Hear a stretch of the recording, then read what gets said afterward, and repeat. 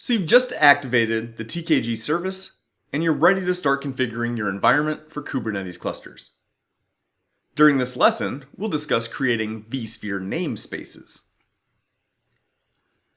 Tanzu Kubernetes Grid uses the idea of a namespace, which is a Kubernetes concept used to segment containers within a cluster.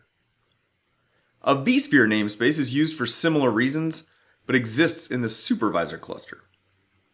They are still used to segment resources and should typically be managed by a vSphere or cloud administrator.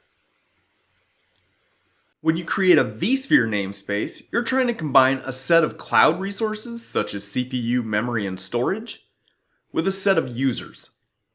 In this way, cloud administrators can carve up their vSphere environment and assign it to their platform team so that they can build their own clusters. As long as there are resources available in the vSphere namespace, users can deploy or scale their own clusters.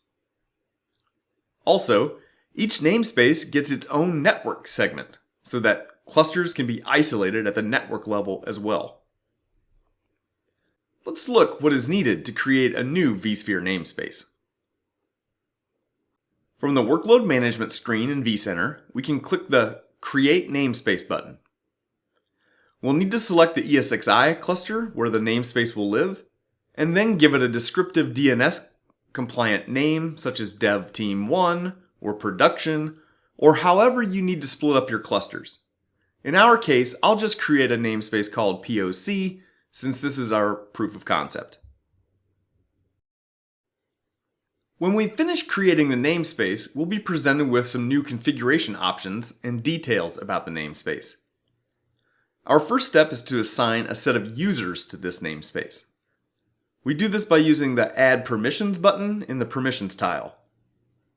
When we do this, we need to select the identity source, which comes from vCenter SSO, and then we'll need to enter a user or a group from that identity source.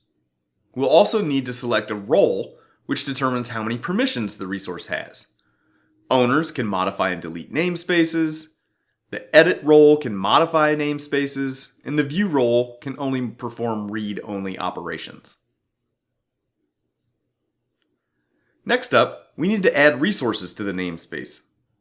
We start this by adding storage for our Kubernetes clusters.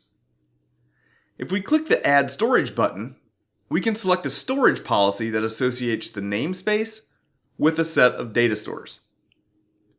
You can create your own storage policies or use the ones provided, but these storage policies dictate where virtual machine disks and persistent volumes will be stored. If we want to, we can also set limits on CPU, memory, and storage. By clicking the Edit Limits link, we can specify how much CPU, memory, and storage is allowed within this namespace. Hey, this looks a lot like a vSphere resource pool, doesn't it? And finally, in the VM service tile, we can add VM classes. A VM class defines the size of your virtual machines that will be used when creating new Kubernetes clusters.